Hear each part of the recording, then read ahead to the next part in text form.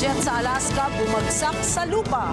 Nakaligtas naman kaya ang piloto mula sa nasabing trahedya? Yan po ang ating aalamin mula sa mga detalye ng balitang ibabahagi maya-maya.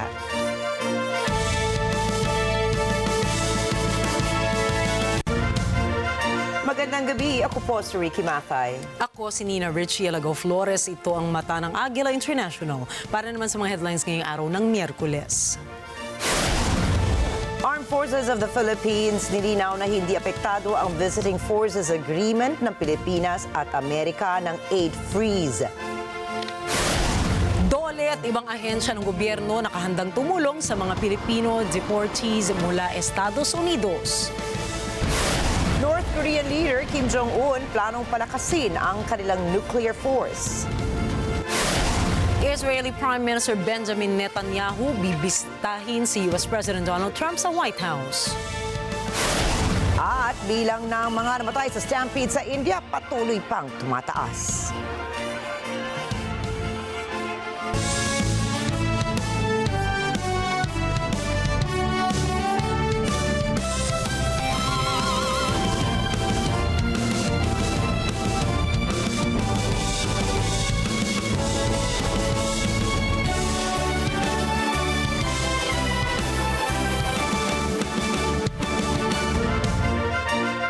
Bagaman ipinagutos si Pangulong Donald Trump ang 90-day US aid freeze, ay nilinaw po ng Armed Forces of the Philippines na hindi maaapektuhan ang mga kasunduan sa pagitan ng Pilipinas at Estados Unidos katulad na lamang ng Visiting Forces Agreement o VFA. Kakibat kasi ng VFA ang balikatan exercises sa pagitan ng Pilipinas at ng Estados Unidos, ang long-standing joint military exercises ng dalawang bansa. Ipinahayag ni AFP spokesperson Colonel Francel Margaret Padilla na tuloy pa rin ang balikatan kahit noong una pang umupo si Trump ng taong 2017. Nilinaw din ni Padilla na ang VFA at balikatan ay mga kasunduan na hindi kasama ng US Assistance Program. Partikular anya na nirerepaso ng Trump administration ang mga financial programs na pinondohan ng Estados Unidos. Sa kabila nito, iginiit ang AFP official na inaasahang magiging isa sa pinakamalaki sa kasaysayan ang nakatakdang balikatan exercises ngayong taon. Inaasahang magsisimula na ngayong taon ang direct flight sa pagitan ng Pilipinas at ng India. Ayon kay Indian Ambassador to the Philippines, Shri Harsh Kumar Jain, nakikita na tataas pa ang people-to-people contacts sa oras na magsimula na ang direct flight sa pagitan ng dalawang bansa sa susunod na mga buwan. Plano naman ng flag carrier na Air India at Indigo na magpa-cater sa continuous flight sa Pilipinas. Ang hakbang na ito ng Pilipinas ay bahagi ng layuning mapataas pa ang bilang ng mga turistang Indian nationals na buwibisita sa bansa para maabot ang tourism target dahil bumaba ang bilang ng Chinese arrivals. Para mabawasan ang pagkabulok at pagkasira ng mga gulay at ibang pananim sa Pilipinas, ay naglaan ang Department of Agriculture o DA ng 3 bilyong piso para magtayo ng 99 cold storage facilities. Ayon sa Agriculture Department, target simula ng pagtatayo ng mega cold storage facilities sa bansa ngayong taon. Inaasahan naman ng ahensya na magtatagal ito ng halos 18 hanggang 22 buwan matapos igawad ang kontrata para rito.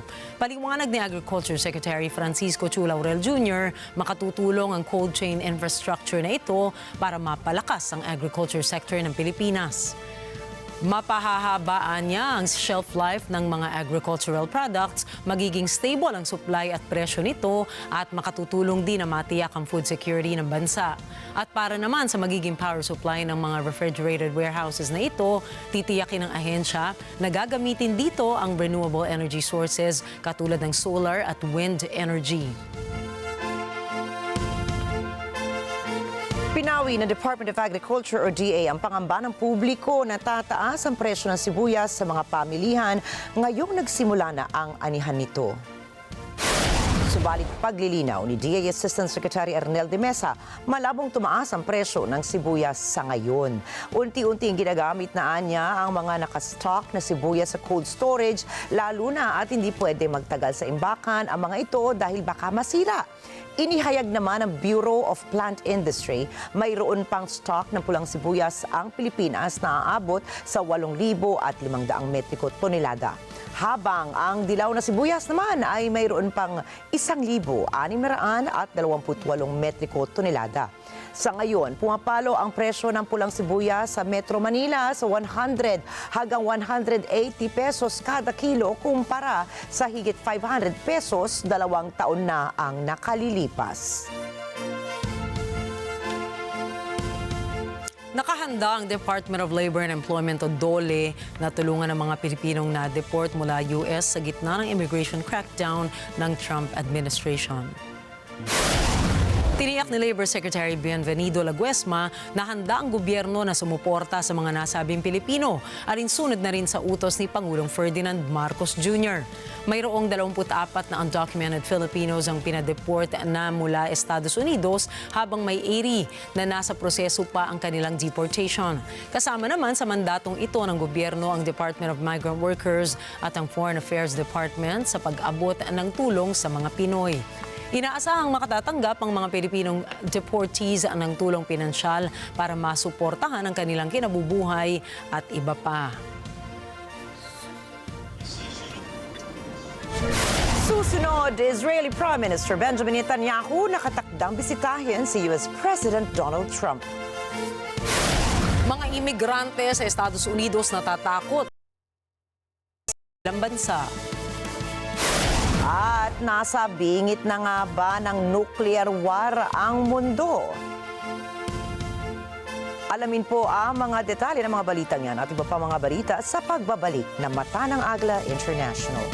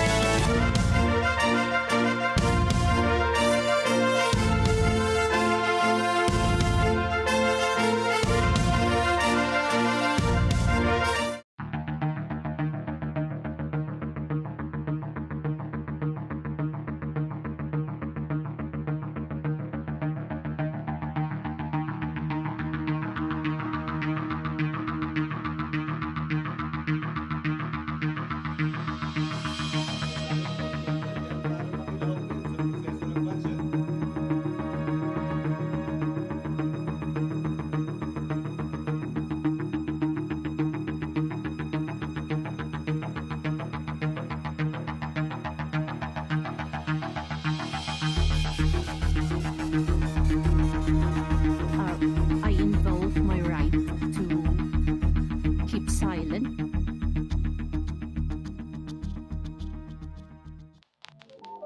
This Sunday on Cine Throwback. They say that I was born the coldest day on earth. They say that I was born with a frozen heart.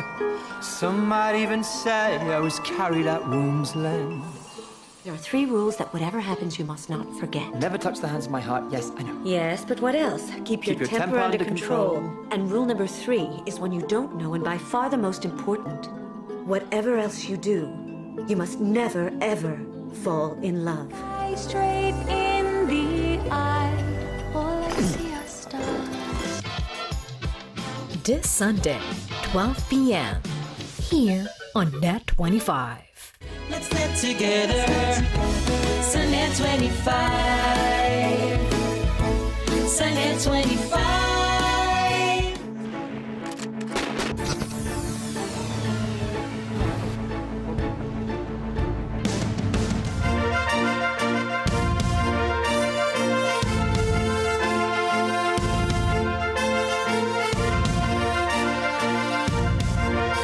Nanawagan si North Korean leader Kim Jong-un para sa pagpapalakas ng kanilang nuclear force ngayong taon.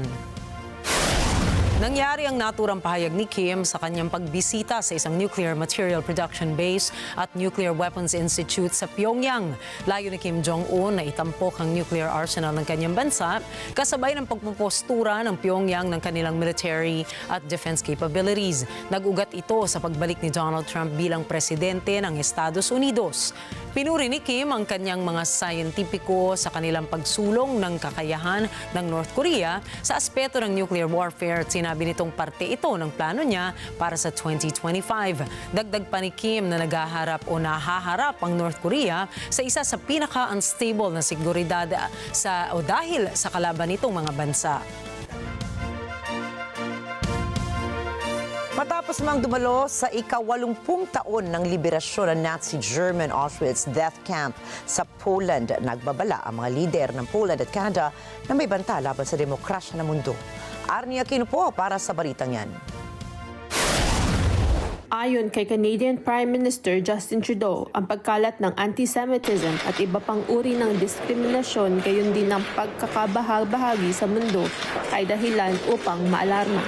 Through various Holocaust commemorations in Canada and engagements with Holocaust survivors around the world over the past number of years, I have heard repeatedly people talk about the fact that never again seems to be slipping a little bit.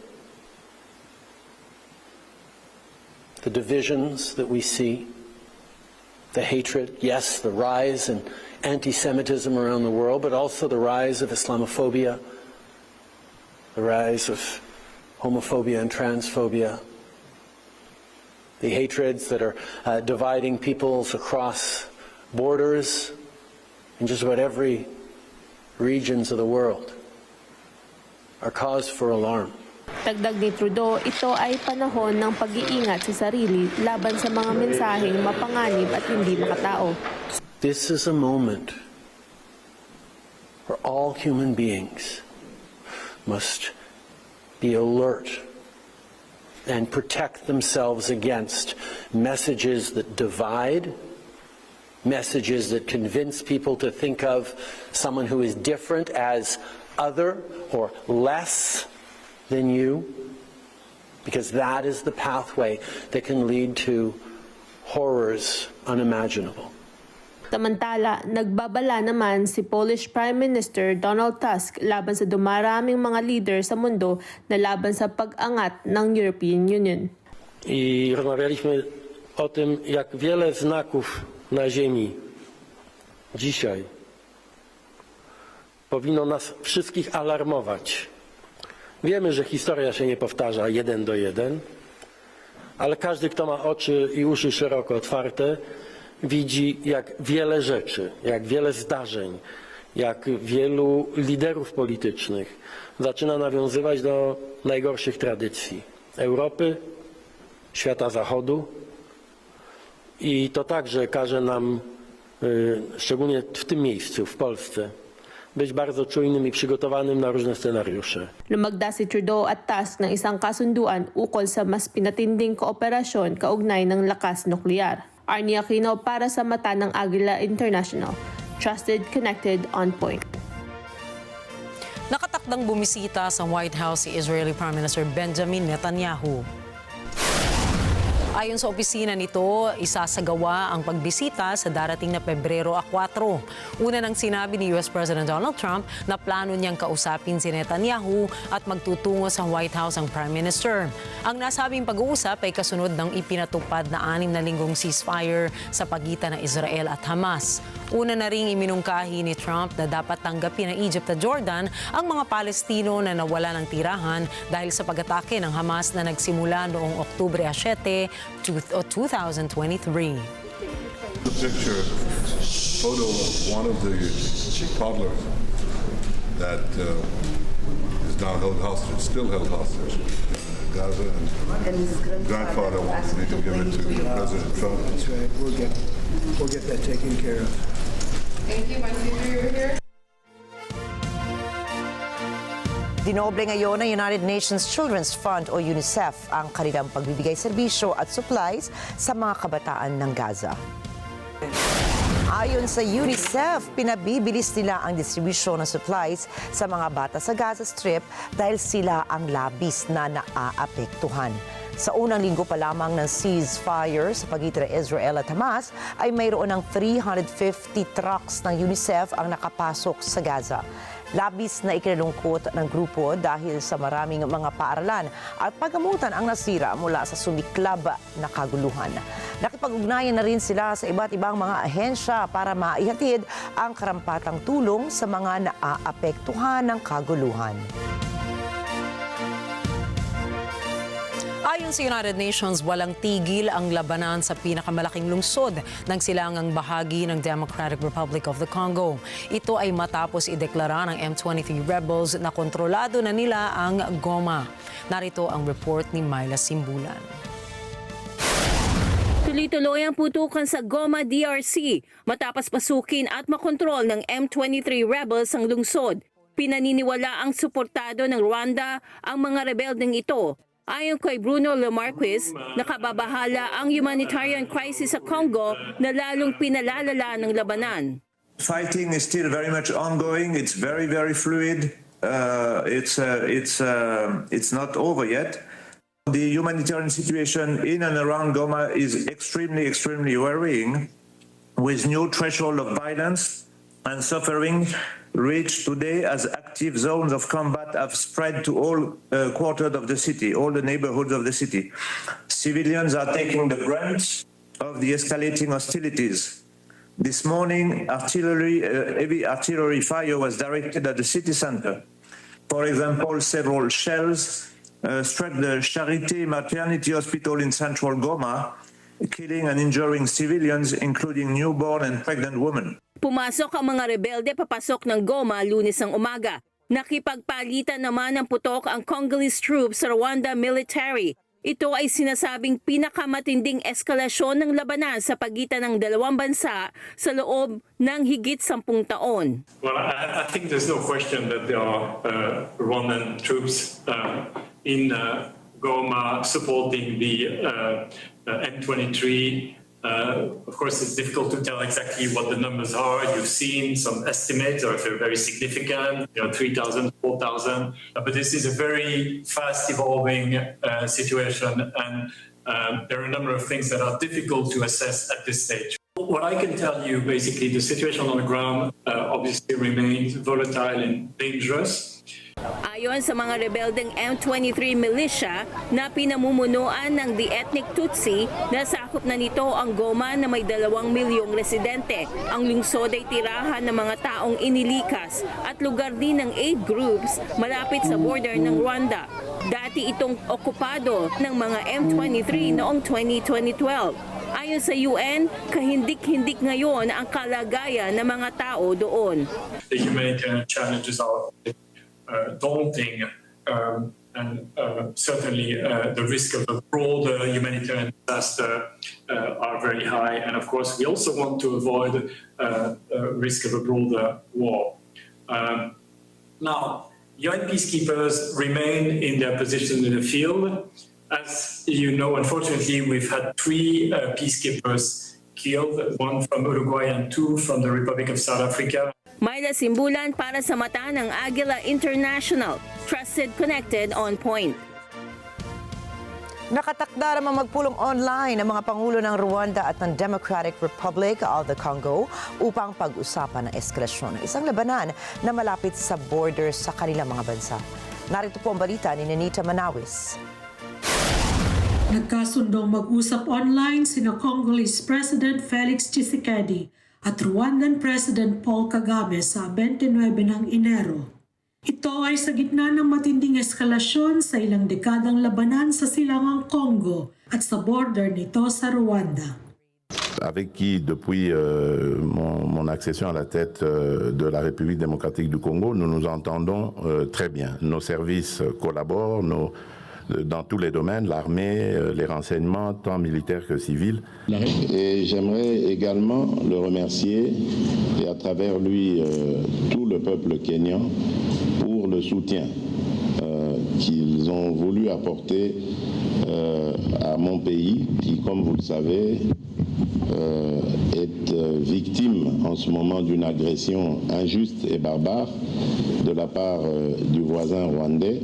Noong Lunes, nilusob ng sinasabing Rwandan-backed rebels M23 ang pinakamalaking lungsod sa silangang Congo, ang Goma. Dahil dito, nagpalitan ng putok ang Congolese troops at Rwandan military. Inakusahan ng Congo ang Rwanda ng pagpapadala ng puwersa nito sa teritoryo at pagbabanta ng pagdanak ng dugo.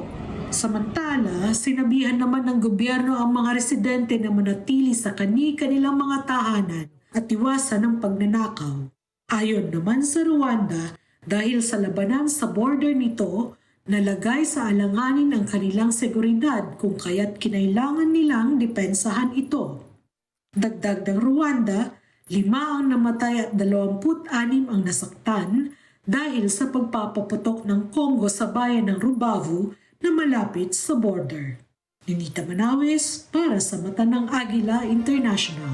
Trusted, connected, on point. Sunod-sunod ang tinatawag ng migrant raid sa Estados Unidos bilang pagpapatupad ng ipinag-utos na paghihigpit sa imigrasyon ni Pangulong Donald Trump. Dahil rito, marami sa mga migrante ang natatakot, kabilang na ang mga recipients ng Deferred Action for Childhood Arrivals o DACA program. Si Bernard Gonzaga para sa balita. Ito si Sarai Marquez, isa siyang may-ari ng Mexican restaurant sa New York. Recipient din siya ng 12 taong programa na hinahayaan ang mga anak ng migrante na maging legally present sa Estados Unidos. Ang programang ito ay kilala bilang Deferred Action for Childhood Arrivals o DACA. Hinahayaan ito ang mga batang anak ng migrante na mag-enroll sa basic healthcare programs na mula sa 2010 Affordable Care Act o Obamacare. At sa gitna ng sunod-sunod na aksyon legal at mga pangre-raid ng bagong Trump administration, humarap si Marquez sa isang news conference in New York noong Lunes. Anya, binabalot sila ng takot dahil sa sitwasyon ngayon sa bansa.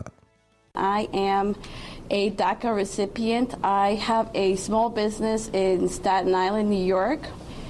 And the reason why I stand here in front of you all today is because I'm here representing my family, my employees, and my community. Currently, we're scared. We are facing a moment where we feel as though we're not safe. We don't know what's going to happen. There's panic, there's chaos. Ayon kay Marquez, kinakabahan sila para sa kanilang kinabukasan. Sa kabila ng pagiging maayos ng mga residente ng bansa, sumusunod na sa batas, nagbabayad ng buwis. My business, we've been operating for 5 years. My lease is up. I had to have a conversation with my landlord and tell him, hey, I don't know what's going to happen.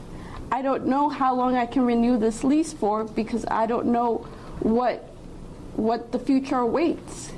I don't know if I myself will be deported, if all my staff will be deported. We don't know. We're scared, we're nervous, but I'm here to show you guys that I'm an immigrant and I'm here and I'm trying to follow all the rules. I'm helping the economy.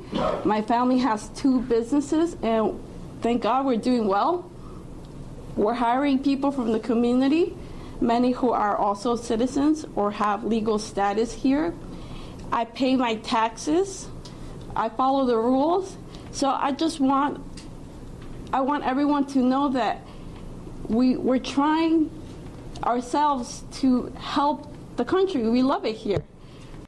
Ipinaalala ng immigrant advocates sa mga migrante ang kanilang mga karapatan, kabilang dito ang paghingi ng judicial warrant at ang pagtahimik sakaling lapitan ng mga ahente ng U.S. Immigration and Customs Enforcement o ICE.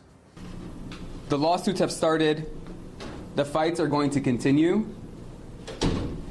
and we have an enormous amount of work ahead of us. But the most important thing I want our communities to know across New York is that they have rights. And they can visit our website, nyic.org/KYR, and learn what their rights are. They don't have to open up the door. They can ask through the door, is there a judicial warrant?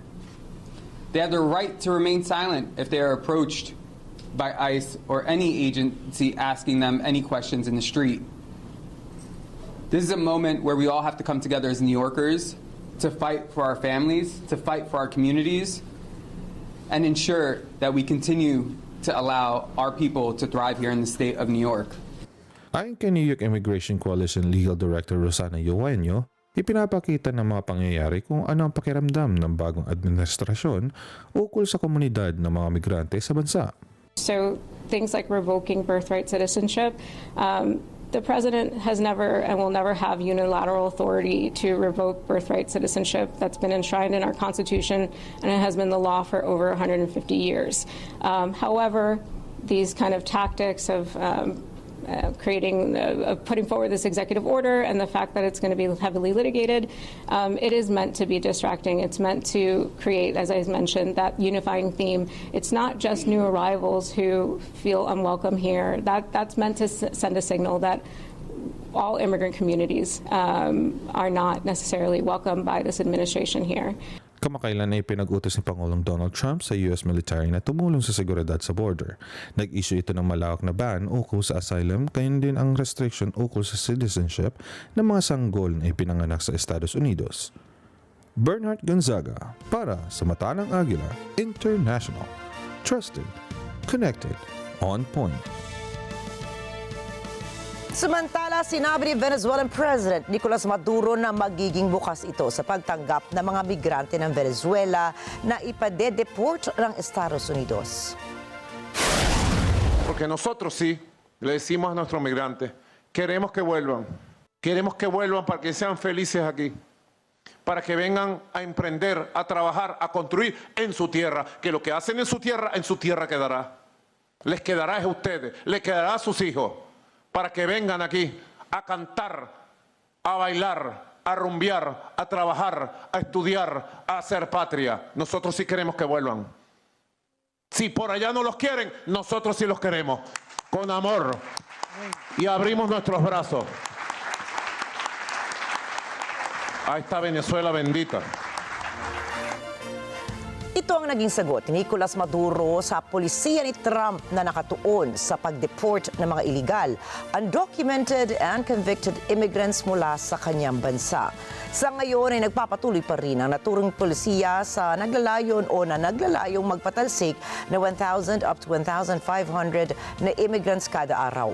Nagpapagawa na ang Texas at Mexico ng mga karagdagang detention centers upang parandali ang patirahin ang mga taong mahuhuli habang nag-aantay ng biyahe pabalik sa kanilang bansa. Ikinabahala naman ito ng ibang mga migrante mula sa Venezuela dahil ang mapang-api umanong administrasyon ni Maduro ang pangunahing rason na nilisan nila ang kanilang bansa. Bagkus, mas pipiliin pa raw nilang manirahan na lamang sa Mexico. Ang Venezuela ang pangalawang pinakamahirap na bansa sa Latin America at kinukonsiderang isa sa pinakamahihirap na bansa sa buong mundo kung saan dinadahilan ng mga ekonomista sa talamak na korupsyon sa administrasyon ng bansa ang kahirapan doon. 89 seconds to midnight, ganyan nakalapit ang mundo sa malaking panganib ayon sa Doomsday Clock ng Science and Security Board ng Bulletin of the Atomic Scientists. In setting the clock closer to midnight, we send a stark signal. Because the world is already perilously close to the precipice, any move towards midnight should be taken as an indication of extreme danger and an unmistakable warning. Every second of delay in reversing course increases the probability of global disaster. Ang naturang reading ay dala ng nagkasabay-sabay na krisis sa klima, krisis na geopolitical, dagdag pa ang hamon na dala ng artificial intelligence, infectious diseases at mga sandatang nuklear. Kung magpapatuloy pa ang daigdig sa landas tungo sa di pangkaraniwang peligrong ito, magiging isang malaking kabaliwan na anya ito. Kaya hamon sa malalaking bansa gaya ng Estados Unidos, Russia at China kumilos para sagipin ang mundo mula sa bingit ng tiyak na peligro. Biro ang Doomsday Clock ng Science and Security Board ng Bulletin of the Atomic Scientists, kaagapay ang Board of Sponsors na kinabibilangan ng 9 na Nobel laureates. Hiling nila sa mga lider ng iba't ibang bansa pag-usapan ang mga bantang ito at gawin ang lahat ng paraan na maiurong ang orasan bago mahuli ang lahat.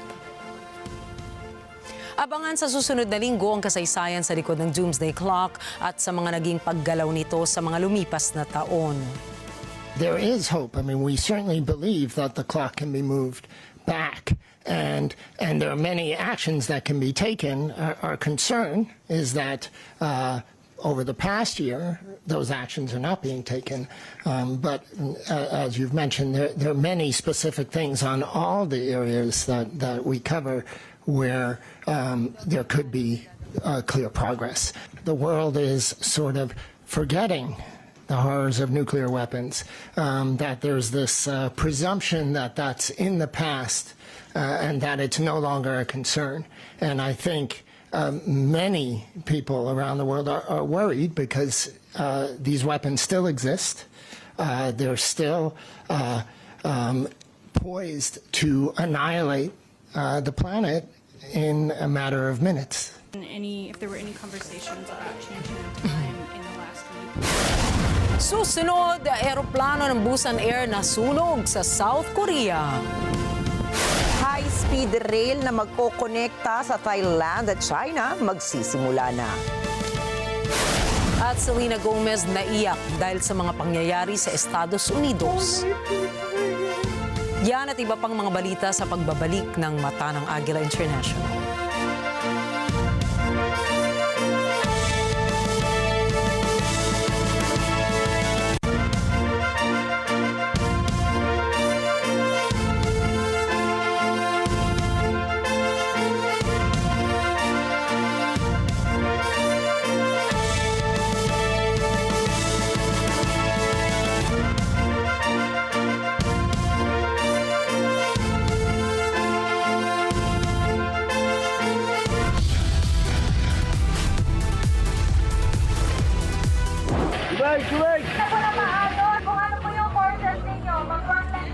Viral ngayon, Foundation Day ng Besling College of the Philippines.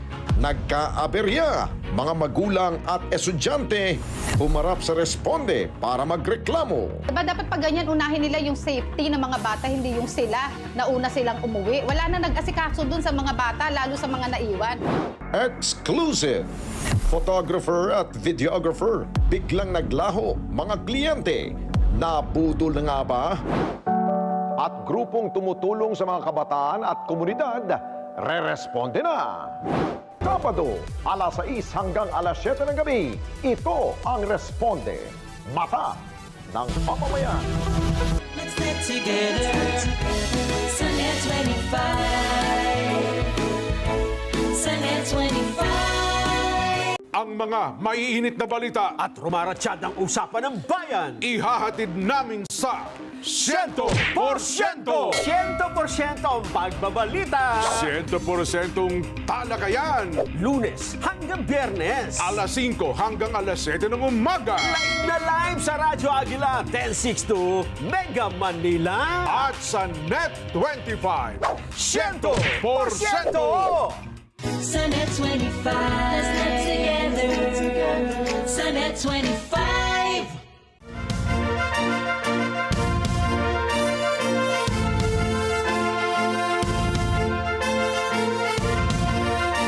Ang trade war o ang digmaang pangkalakalan ng Estados Unidos at ng China ay matagal ng economic conflict. Ang hidwaan pong ito ay nagsimula pa noong taong 2018 na siyang unang termino ni US President Donald Trump. Nagpataw si Trump ng mga taripas sa mga bakal at aluminum na nanggagaling sa China. Inakusahan din ni Trump ang China ng pagnanakaw ng intellectual property nito sa pamamagitan naman ng technology transfer. Sagot ng China, walang katotohanan ang mga alegasyon ng Estados Unidos at sinabi nitong ang US ang nagsimula ng trade war. Gumanti rin ang gobyerno ni Chinese leader Xi Jinping sa Trump administration sa pamamagitan ng pagpapataw ng taripas sa ilang produkto na galing naman ng Estados Unidos. Nagpatuloy ang trade wars na Trump at Xi hanggang September 2018. Nagsikap din sila na magkaroon ng isang ceasefire noon, subalit 2 taon pa ang lumipas bago nagkasundo ang US at China na bawasan na ang kanilang tariff rates. Nangyari pa ang tariff reduction na ito noong kasagsagan ng COVID-19 pandemic. Nang umupo si President Joe Biden sa White House, ay mas maraming Chinese companies ang nasama sa listahan ng trade blacklist. May ilang US officials ang nagsabi na ilan sa mga Chinese companies na ito ay sumusuporta sa modernisasyon na militar ng China.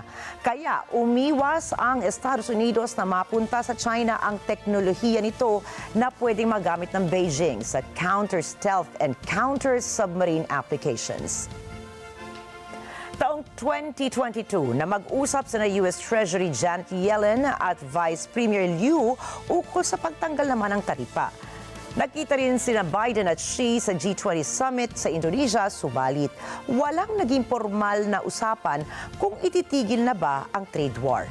Pumagitna na ang World Trade Organization o WTO, subalit umapila ang US sa desisyon ng WTO at ipinagpatuloy pa rin ng Washington at ng Beijing ang kanilang paghihigpit sa import and export relations. Batay po sa datos ng WTO, ang net export na manufactured goods ng China ay $1.81 trillion, habang ang Estados Unidos naman ay nasa $1.22 trillion. Noong Setyembre ng nakaraang taon ay pangatlo ang China sa pinakamalaking trading partner ng Estados Unidos na bumubuo po sa halos 11% ng kabuuang kalakalan ng US. Napakagandang pakinggan, hindi ba? Subalit, hindi sang-ayon si Trump sa sitwasyon na ito na kung tawagin ay trade imbalance umano o trade deficit, kung saan mas marami pong ini-import ang isang bansa kaysa sa ini-export nito. Ayaw maulit ni Trump ang nangyari noong taong 2018 kung saan mas maraming ini-import ang US sa China kaysa sa in-export nito. Sa katunayan po, ang kabuang trade deficit ng Estados Unidos noong 2018 ay $621 billion. Kaya sa pagsiklab ng panibagong US-China trade war ay hindi lamang Beijing ang makakatikim ng karagdagang taripa. Isinama na rin ni Trump sa listahan ang Canada at Mexico na siyang first and second largest trading partners nito. Hindi rin pinalampas ng Washington leader ang European Union dahil sa $350 billion deficit na naranasan nito. We're thinking in terms of 25% on Mexico and Canada because they're allowing vast numbers of people. Canada's a very bad abuser also. Vast numbers of people to come in and fentanyl to come in. Other countries are big abusers also. You know, it's not just China. China's an abuser, but the European Union is very, very bad to us. They treat us very, very badly. They don't take our cars. They don't take our cars at all. They don't take our farm products, essentially.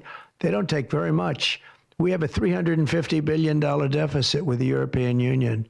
They treat us very, very badly. So they're going to be in for tariffs. Ilan sa mga produkto at sektor na inaasahang tatamaan ng Trump tariffs ay artificial intelligence chips, rare earth metals, semiconductors, agriculture technology, electric vehicles, manufacturing, defense, and military systems. Paano maaapektuhan ng trade war ang mga mamimili? Maaaring makaranas po ang mga mamimili ng mas mataas na presyo sa mga imported goods dahil po yan sa taripa na tiyak nakahantong sa karagdagang gastos sa pamumuhay. At upang masolusyonan ang posibleng pagtaas ng cost of living ay dapat lamang na magkaroon ng mga diplomatikong pagpupulong ang mga lider ng mga bansang pangunahing sangkot sa trade war. Dapat ay magkaroon ng mga negosasyon nang sa gayon ay maibsan din ang paghihirap ng bulsa ng mga mamamayan.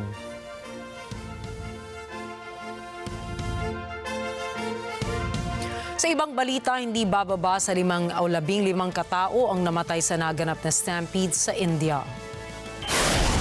Ayon sa lokal na ulat, posible pang tumaas ang bilang ng mga nasawi dahil maraming tao ang dumalo sa taunang event na ginanap sa syudad ng Prayagraj. Batay sa projection ng mga otoridad, higit sa 400 milyong katao ang nakiisa sa event ngayong taon.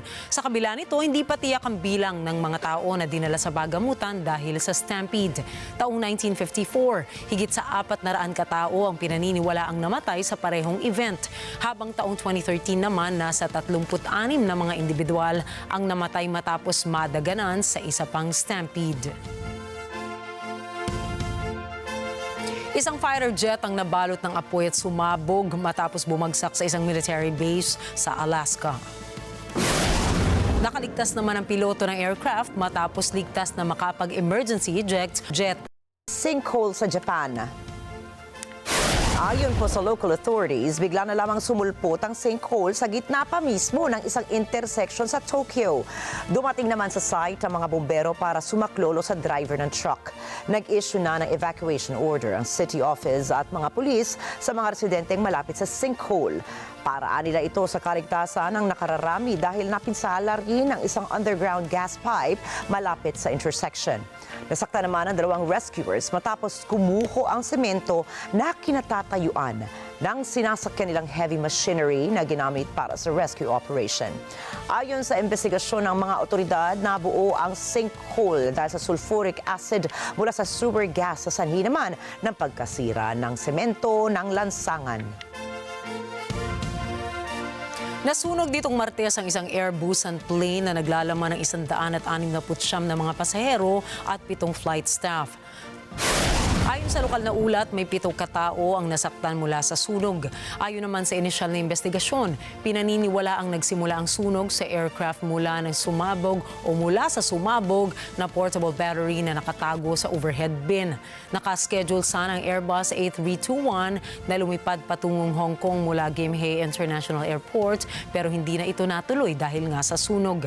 Isang buwan na ang nakalipas matapos ang Jeju airplane crash na ikinasawi naman ng 179 na mga pasahero at crew members nito. Kinumpirma ng United Nations na opisyal nang nagpahayag ng layuning kumalas ang Estados Unidos mula sa climate agreement sa Enero 2026. Narito po ang mga detalye ng balitang yan mula kay Jeff Sanidad. Noong Martes, sinabi ni UN spokesperson Stephanie Dujarric na aatras na ang US sa Paris Climate Agreement sa Enero 27, taong 2025. Ito ay matapos anyang formal na abisuhan ng Washington si UN Secretary General Antonio Guterres ukol sa desisyon ni Pangulong Donald Trump na kumalas. I can confirm to you that the United States has notified the Secretary General in his capacity as depository of its withdrawal on January 27th of this year from the Paris Agreement, which, as you recall, was signed on December 12th, 2015, or was agreed to on December 12th, 2015. The United States had signed the Paris Agreement on 22nd April 2016 and expressed its consent to be bound by the agreement by acceptance on 3rd September 2016. It then withdrew from the agreement effective on November 4th, 2020 before accepting it again on February 19th, 2021. According to Article 28, Paragraph 2 of the Paris Agreement, the withdrawal of the United States will take effect on January 27, 2026. We reaffirm our commitment to the Paris Agreement and support all effective efforts to limit the rise in global temperatures to 1.5 degrees Celsius. Ang pagkalas ng Estados Unidos sa kasunduan ay isa sa mga pangunahing nilagdaang executive orders ni Trump pagkaupo muli nito sa pwesto bilang Pangulo ng Estados Unidos. Jeff Sanidad para sa Mata ng Agila International. Trusted, connected, on point.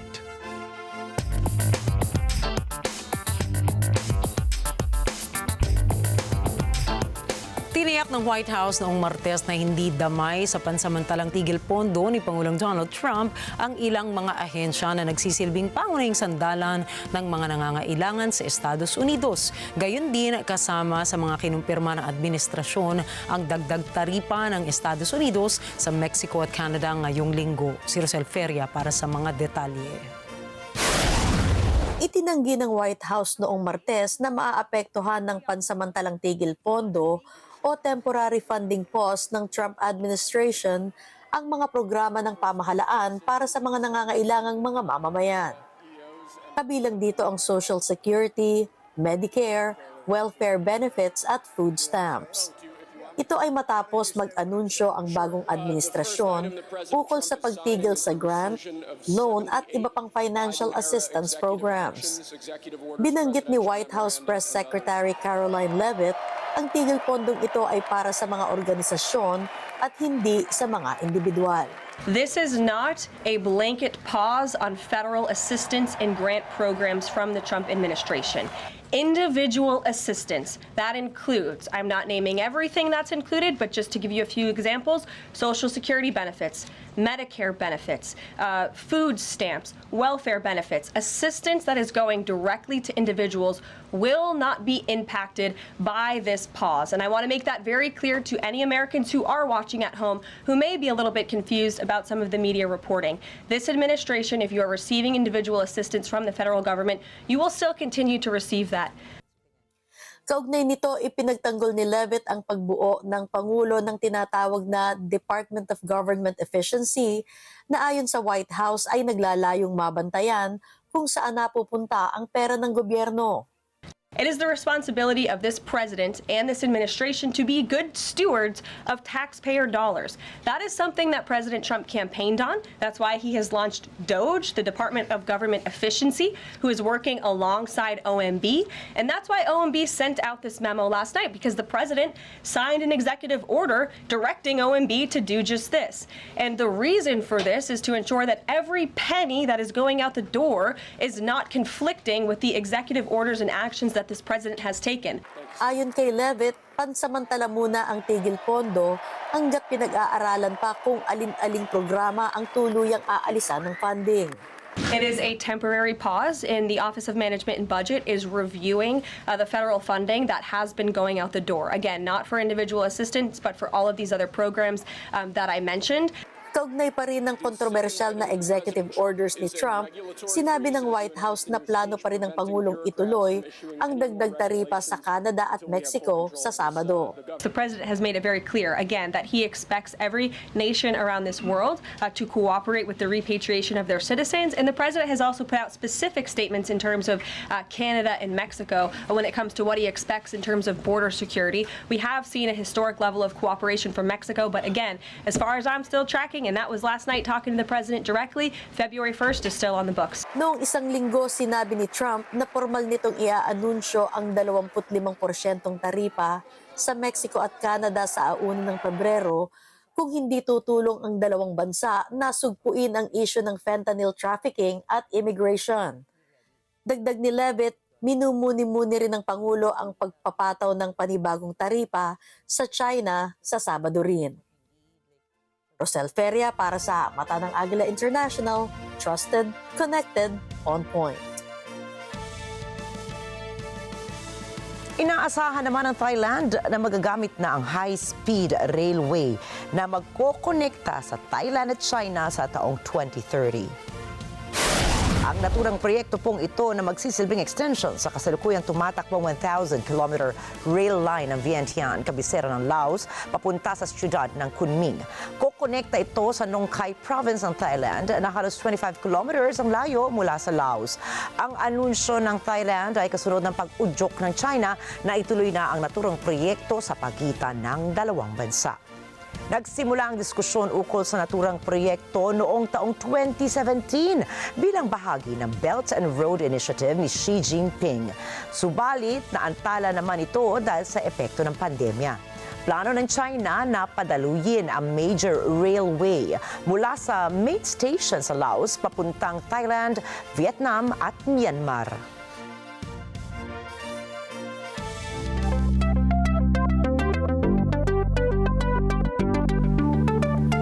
Ipinahayag ng OpenAI na makikipagtulungan ito sa Washington para maprotektahan ang US technology mula sa karibal nitong Chinese artificial intelligence models.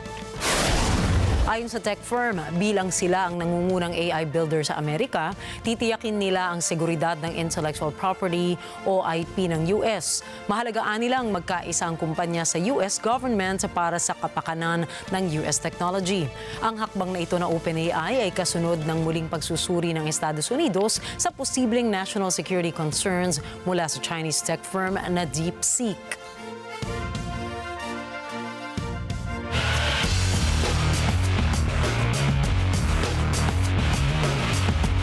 Nagkasundo ang Saudi Arabian football team na Al Hilal at ang Brazilian football superstar Neymar na i-terminate na ang kontrata sa pagitan ng dalawa.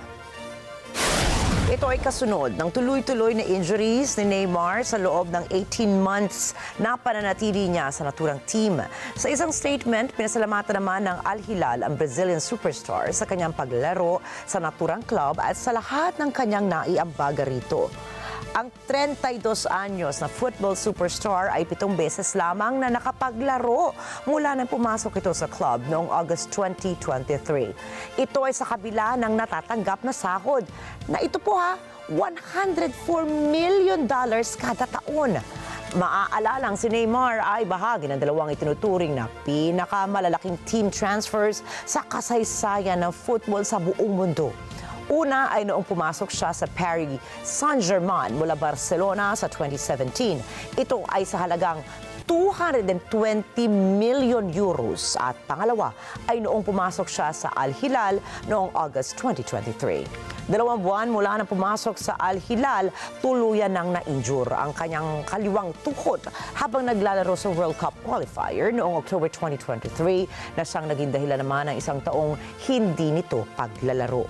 Siya ay isa sa mga highest paid football superstars sa buong daigdig, kasama na ang kapwa superstar na si Cristiano Ronaldo. Gagamitin ng Gilas Pilipinas ang lalahukan nilang friendly games bilang paghahanda sa FIBA Asia Cup 2025 qualifiers. Aalis ang Gilas patungong Doha sa Pebrero 13 para lumahok sa International Friendly Basketball Championship sa Qatar.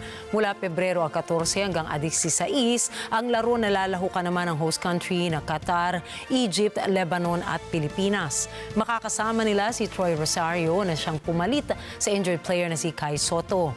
Tiwala si Gilas coach Tim Cone sa 6'6" na si Rosario na kayang dalhin ang koponan at umaasa itong mapipili ito sa final roster. Kabilang kasi si Rosario nang magwagi ng 3 gintong medalya ang Gilas sa Southeast Asian Men's Basketball. Unang makakaharap ng Gilas sa FIBA Asia Cup 2025 qualifiers ang Taiwan sa Pebrero 20 habang ang New Zealand ay sa Pebrero 23.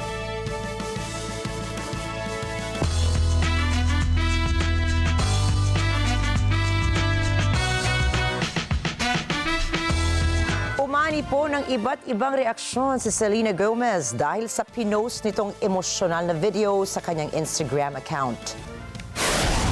Hindi napigilan ng singer-actress na umiyak dahil sa mahigpit na immigration rules ngayon sa Estados Unidos. Humingi ng tawad si Selena sa kanyang mga kalahing Mexicano. Hindi anya niya maintindihan kung bakit inaatake ang mga ito. Matapos naman ang ilang oras ay binura rin niya ang kanyang post dahil naman sa mga negatibong komento. May ilan nagsabi na ang mga dinedeport ng Mexicans ay mga illegal migrants. May ilan din nagbigay ng suggestion sa singer na baka naman pwedeng patirahin na lamang nito ang mga illegal migrants sa kanyang bahay. Gayunpaman ay sinabi ni Selena na susubukan niyang gumawa ng paraan tungkol sa nasabing issue.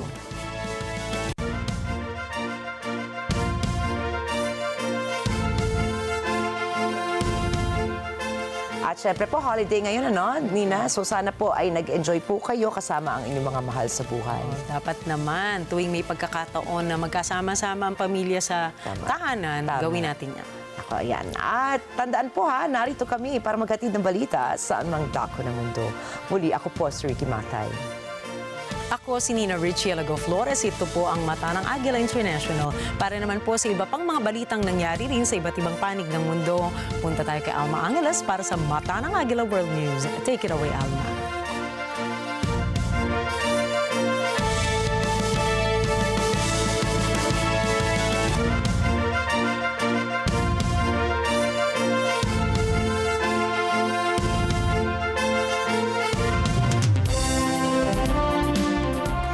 Thank you, Nina Enrique. Good evening, everyone. I'm Alma Angeles for NET25 World News. On tonight's headlines. A tragic stampede at the Mahakumbela religious festival in northern India has claimed several lives and injured approximately 10 others. The incident occurred during the festival's most sacred day in India as millions gathered for their river immersion.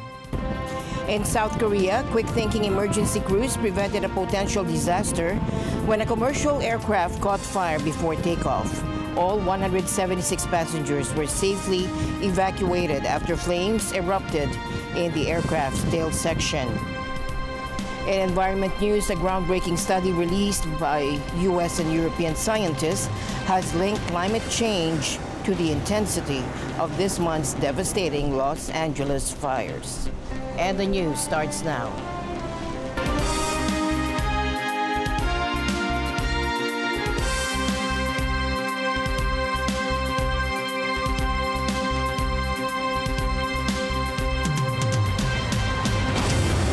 President Ferdinand Marcos Jr. is pushing to expedite a bill that would postpone the first parliamentary elections in the Bangsamoro Autonomous Region in Muslim Mindanao, or BARM. Take a look.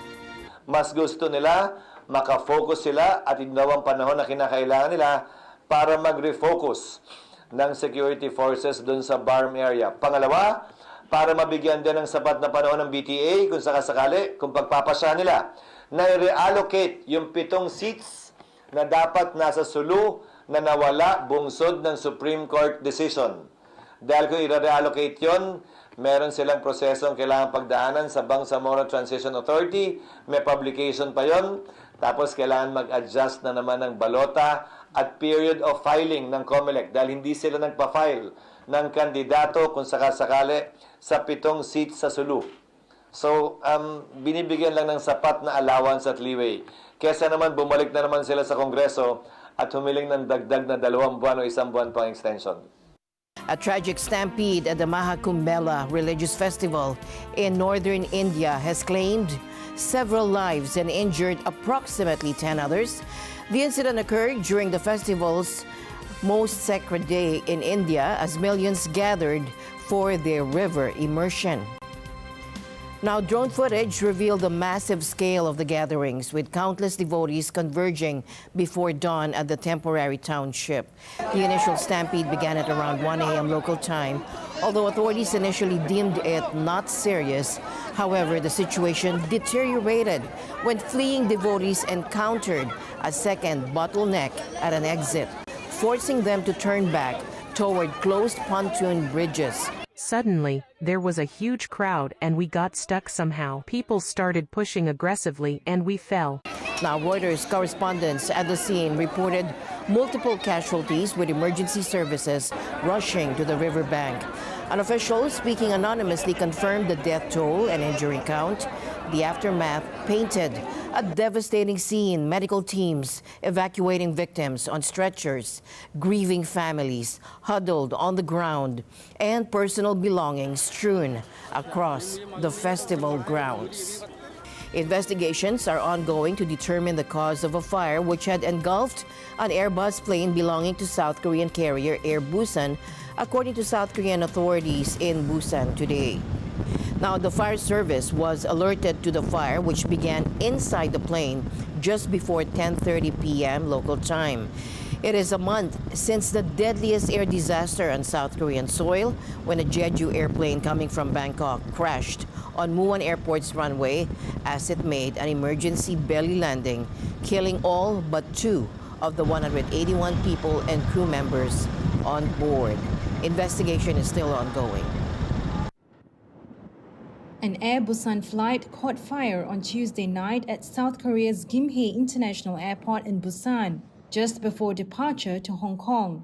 Fire authorities confirmed all 169 passengers and 7 crew members were safely evacuated, with 3 sustaining minor injuries. The fire engulfed a 17-year-old Airbus A321ceo plane around 10:30 at night. Investigations are underway, with Busan Mayor Park Hyung-jun calling for a review of aviation safety. We can't confirm the exact cause yet, but the fact that this big accident burned down the plane should be used as an opportunity to check the entire aviation system we have. Tuesday's incident follows last month's deadly Jeju air crash in Muan, which killed 179 people. Some in the capital Seoul on Wednesday told Reuters the recent incidents had them anxious about flying. In the past, there weren't any incidents, but these days there have been a lot of plane accidents for some reason. I'm a little nervous and worried about so many accidents happening, and I'm a little reluctant to fly on a plane. Airbus said it was aware of Tuesday's incident and was liaising with Air Busan. The airline and its parent company Agila Airlines did not immediately respond to requests for comment. Korean Air, which acquired Agila in December, directed inquiries to Air Busan.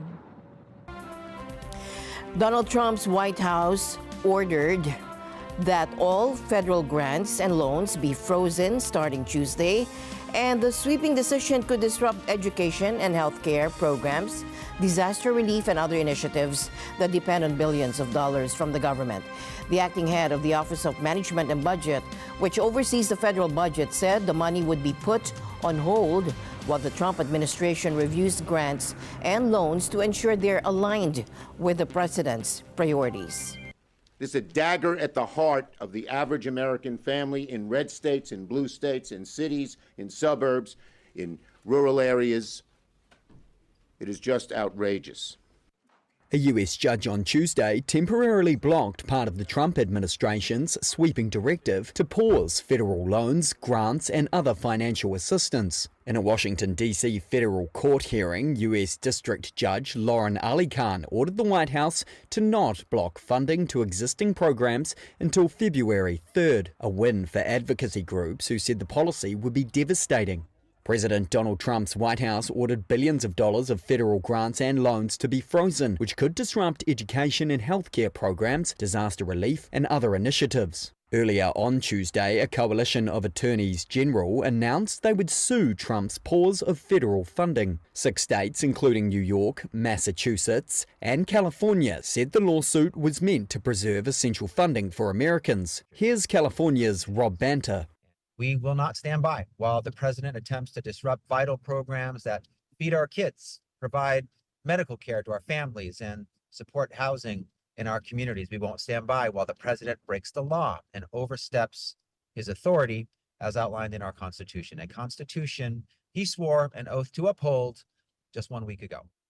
The acting head of the Office of Management and Budget, which oversees the federal budget, said the money would be put on hold to ensure it aligned with the president's priorities, including executive orders he signed ending diversity, equity, and inclusion efforts. New York Attorney General Letitia James said 20 states, including New York, were blocked from Medicaid's payment system, a public health insurance program for low-income people. This is not a question of being adversarial. This is a question of the Constitution and the rule of law. And all of us took an oath to obey the Constitution and uphold it. Clearly, his actions are arbitrary and capricious. His actions violate the Constitution, the separation of powers. He fails to respect a co-equal branch of government. He exceeded his authority. The White House said Medicaid was exempted and no payments had been affected. This is not a blanket pause on federal assistance and grant programs from the Trump administration. Individual assistance, that includes, I'm not naming everything that's included, but just to give you a few examples, Social Security benefits, Medicare benefits, food stamps, welfare benefits, assistance that is going directly to individuals will not be impacted by this pause. Georgetown University law professor Stephen Vladek said the funding halt runs afoul of Congress's legislative control of public funding. This is a nuclear-tipped broadsword. And to allow this kind of program to go forward would not just have immediate, harsh, deleterious effects on all kinds of segments of society. It would really pretty radically reorient the separation of powers in this country away from the legislature and toward the executive. Vladek said he expects the administration to walk back the policy or lose in court. The US Justice Department, which would defend the policy in court, did not immediately respond to requests for comment. Tensions are high at the U.S.-Mexico border after gunfire erupted from the Mexican side, targeting U.S. Border Patrol agents in Texas. Officials confirm no agents were hurt, but the area remains an active crime scene. The shooting happened at Fronton Island, a small strip of land in the Rio Grande. And Texas authorities say they've credible evidence linking the attack to members of a Mexican drug cartel. In response, the Pentagon is stepping up security, deploying thousands of Marines to reinforce the southern border. Right now, about 2,000 troops are already on site, assisting with border fortifications. These soldiers, once on the front lines of America's war on terror, are now reinforcing fencing with steel beams and barbed wire. Meanwhile, U.S. officials have also ramped up deportations. The Pentagon released footage of migrants being loaded onto U.S. Air Force cargo planes for removal. Many of them had hoped to secure legal entry, but now face uncertain future. We were waiting for the CBP-1 appointments, but now we're all left with our hands tied as Trump says stay in Mexico. I'm here because my husband was killed in Ecuador. I have evidence, complaints, videos of how they killed my husband. They also killed the father of my grandchildren, who are also here. I'm here with my children and grandchildren, and our dream is to reach the United States.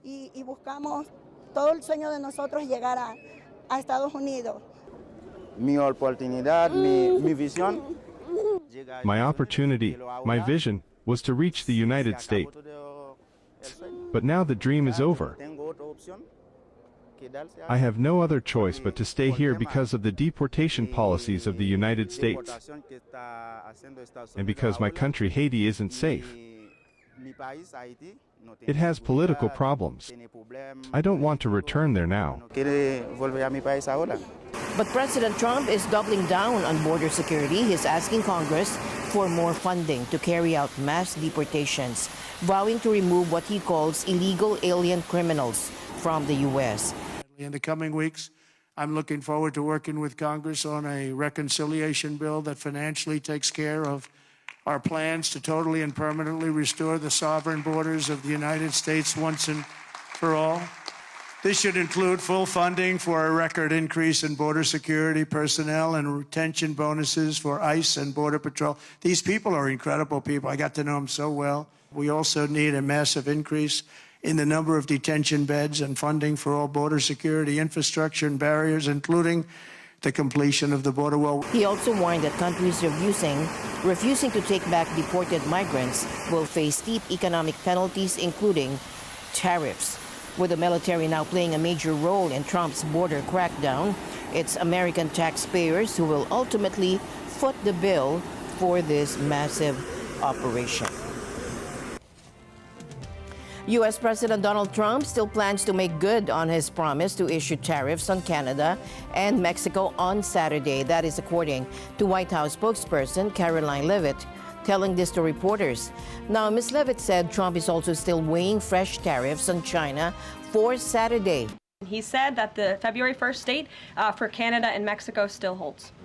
He rejected the 2.5% tariff. He said that was a little bit too low. He wants it to be higher. I'll leave it to him to make any decisions on that front. Phil Wegman.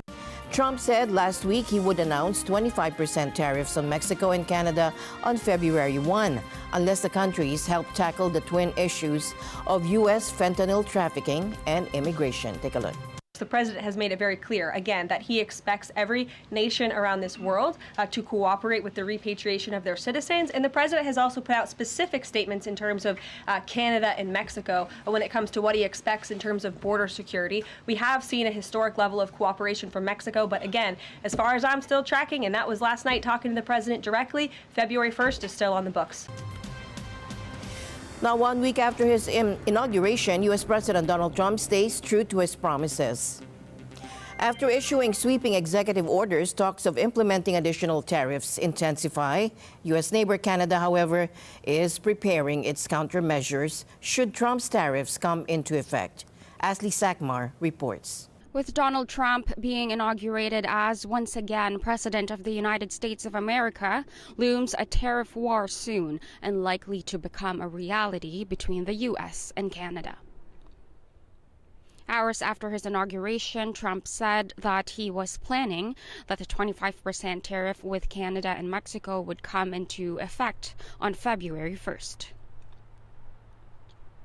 Canada's new Minister of Finance, Dominique LeBlanc, is not surprised with Trump's statements and that the U.S. president can be unpredictable. We're not going to speculate on what exactly are different scenarios. Next week, we think we'll know the precise details of what these tariffs will mean to the Canadian economy, and we'll be ready, of course, to respond from a position of strength, and we hope as a unified country. But it doesn't serve any purpose. I get that everybody is imagining complicated circumstances. We're very much on the job, and we're working together. And when we see the full extent of what the American proposal is, of course, we'll respond. In a recent meeting with the 13 premiers of Canada, Prime Minister Justin Trudeau came up with robust retaliatory plans to support and protect Canadians from the possible economic harm of U.S. tariffs. Alberta's Premier Danielle Smith has refused to sign the joint plan, as it currently includes restricting Alberta's energy exports to the U.S. The Prime Minister also says that no one wants to see U.S. tariffs on Canadian goods, but if necessary, Canada will be ready with a national response and protect Canadians and defend the free trade agreement. Ashley Sackmar, Toronto, Ontario for NET25 World News. The United States has formally told the UN it is pulling out of the Paris Climate Accord, and the announcement came from UN spokesperson Stéphane Dujarric, who said the withdrawal will become official next January 27. And I can confirm to you that the United States has notified the Secretary General in his capacity as depository of its withdrawal on January 27th of this year from the Paris Agreement, which, as you recall, was signed on December 12th, 2015. According to Article 28, Paragraph 2 of the Paris Agreement, the withdrawal of the United States will take effect on January 27, 2026. We reaffirm our commitment to the Paris Agreement and support all effective efforts to limit the rise in global temperatures to 1.5 degrees Celsius. The move echoes Trump's previous stance on climate policy. During his first presidency, he withdrew the U.S. from the agreement in 2020 before President Biden brought the nation back in. As the world's second largest greenhouse gas emitter, America's participation in the accord is considered crucial by climate experts. Now, this latest withdrawal marks the second time Trump has moved to exit the agreement, having signed the executive order on his first day back in office. A new scientific study has linked climate change to the devastating Los Angeles fires that swept through the region this month. Now, the fires claimed at least 28 lives and left nearly 16,000 structures damaged or destroyed. According to research published yesterday by World Weather Attribution, a coalition of international scientists, global warming has made such extreme fire conditions 35% more likely in the Los Angeles area. The study also found that the unusually dry conditions experienced in Los Angeles from October through December are now more than twice as likely to occur compared to pre-industrial times. These are very, very fast-moving fires. The wind speeds were incredibly strong, and we had an incredibly dry and contiguous fuel bed. So realistically, this was a perfect storm when it comes to conditions for fire disasters. The ingredients in terms of climate enabling and weather driving the fires, and the huge built environment sort of right downwind from where these ignitions occurred. And Dr. Claire Barnes from Imperial College London explained the statistical findings. According to this statistical model, peak January fire weather this extreme is about 35% more likely to occur in the current climate than it would have been if the climate were 1.3 degrees cooler, so without anthropogenic warming. In the observations, an October to December period as dry as 2024's is expected about once every 20 years. And it's about 2.4 times more likely to occur in the current climate than in a cooler pre-industrial climate. But we also note that the likelihood of this low rainfall was increased by the oncoming La Nina conditions, but to a lesser degree. So it was made about 1.8 times more likely, or 80% more likely. A truck fell into a 5-meter deep sinkhole at a traffic junction in Japan's Saitama Prefecture. The trailer of the truck was retrieved by rescuers in Yashio City, but a 74-year-old man is still trapped inside the truck and is unresponsive as of Wednesday, according to national broadcaster NHK. A second sinkhole opened nearby in the early hours of Wednesday, according to NHK, and authorities have warned residents of more holes emerging nearby and a potential gas leak, encouraging evacuation within a 200-meter radius of the sinkhole. As thousands of Palestinians return to northern Gaza following a ceasefire deal between Israel and Hamas, residents of Israeli border towns like Sderot are living in fear. After 15 months of war, which paused with a ceasefire deal agreed by Israel and Hamas last week, tens of thousands of Palestinians stream along the main roads leading to the northern part of Gaza. Residents of Sderot, however, fear that with allowing hundreds of thousands of Palestinians back to the territory's north, an attack similar to October 7 is only a matter of time.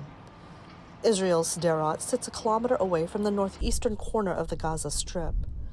The town has been a frequent target for Palestinian rocket fire from Gaza for over 2 decades, and some 70 of its residents were killed in the Hamas-led attack of October 7, 2023.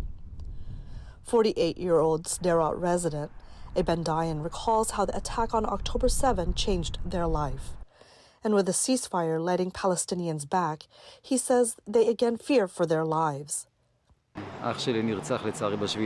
My brother unfortunately was murdered on October 7. I live with my family right there, and the terrorists were on the street. We were locked inside the house. And where did they come from? From northern Gaza. So now we are back to the same situation more or less. We have loads of Gazans and within them loads of terrorists, and we're back to the same situation, that we are not safe.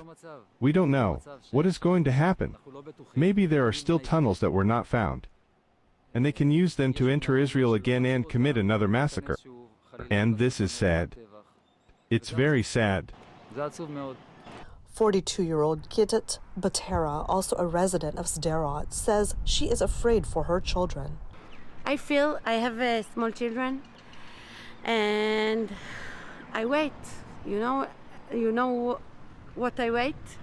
The next October 7, because I know when you give the terrorists free, October 7 come back. Not now, in the future. And I feel panic. 68-year-old Alice Spector is certain an attack like October 7 will recur sooner than later. Everything that happened on October the 7th, at this moment when they let the nuke the Hamas militants back to northern Gaza, will repeat itself? They, the Hamas, say a year. It won't be a year. They will choose the date. The implementation of the Israel-Hamas ceasefire deal began Sunday, January 19, after negotiators U.S., Egypt, and Qatar brokered a deal with both parties. Bernadette Regini for NET25 World News. The doomsday clock has been set to 89 seconds to midnight, the closest it has ever been. The clock is a symbolic timepiece showing how close humanity is to destruction. Take a look. This is the closest the world has ever been. In setting the clock closer to midnight, we send a stark signal. Because the world is already perilously close to the precipice, any move towards midnight should be taken as an indication of extreme danger and an unmistakable warning.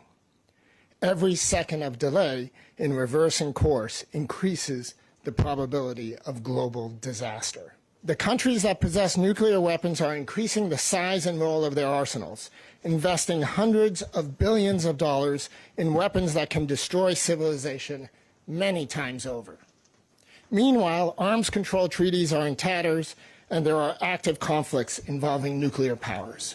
The world's attempts to deal with climate change remain inadequate, as most governments fail to enact the financing and policy initiatives necessary to halt global warming. There is hope. We certainly believe that the clock can be moved back, and there are many actions that can be taken. Our concern is that over the past year, those actions are not being taken. Australian police said today they had foiled a planned anti-Semitic attack after discovering a caravan containing explosives in an escalation of threats against the Jewish community that authorities called terrorism. The caravan was discovered on January 19 in Dural, a suburb some 36 kilometers northwest of the center of Sydney. This is the discovery of a potential mass casualty event. There's only one way of calling it out, and that is terrorism. That's what we're very worried about. This would strike terror into the community, particularly the Jewish community, and it must be met with the full resources of the government. Police were contacted and subsequently recovered a caravan on a residential property, rural property. That caravan contained an amount of explosives and some indication that those explosives might be used in some form of anti-Semitic attack. Look, I'm not an expert. I believe the blast zone could have been 40 metres in diameter, but which is a significant amount of damage. And the news continues here on NET25. We'll be right back.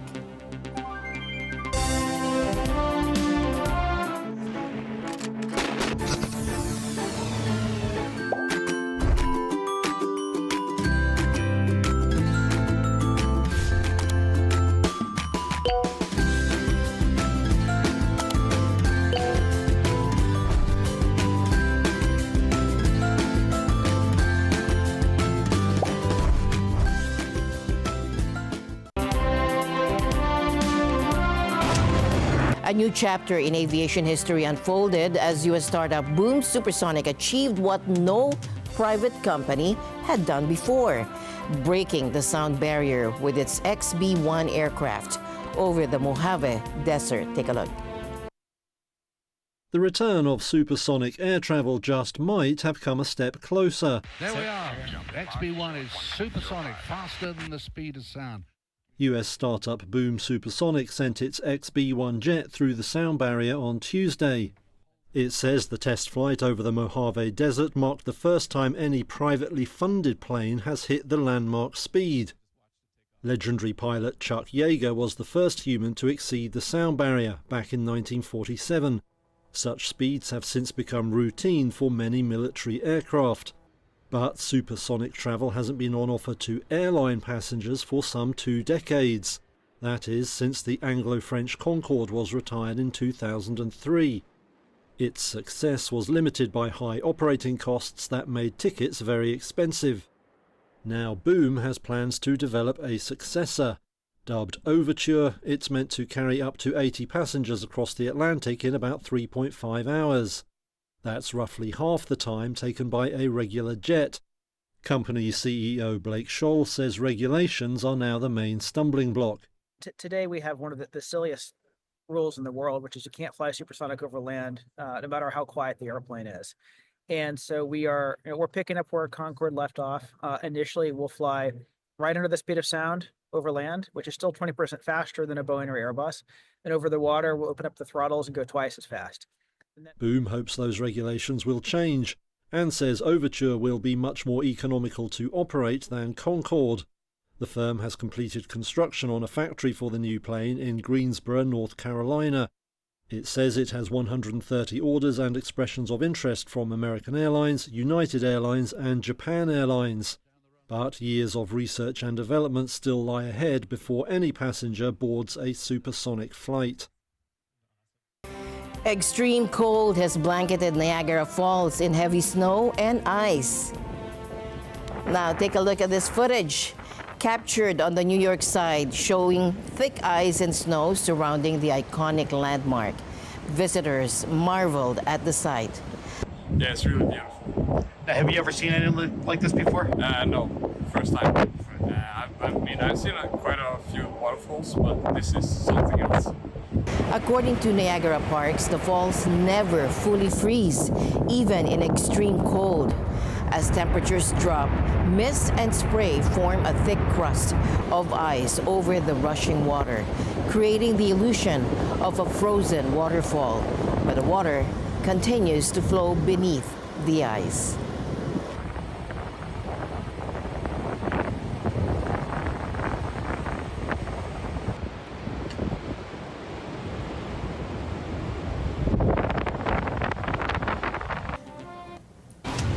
And And that's it for tonight's broadcast. For everyone here on NET25, I'm Alma Angeles. Thank you for joining us. Good night.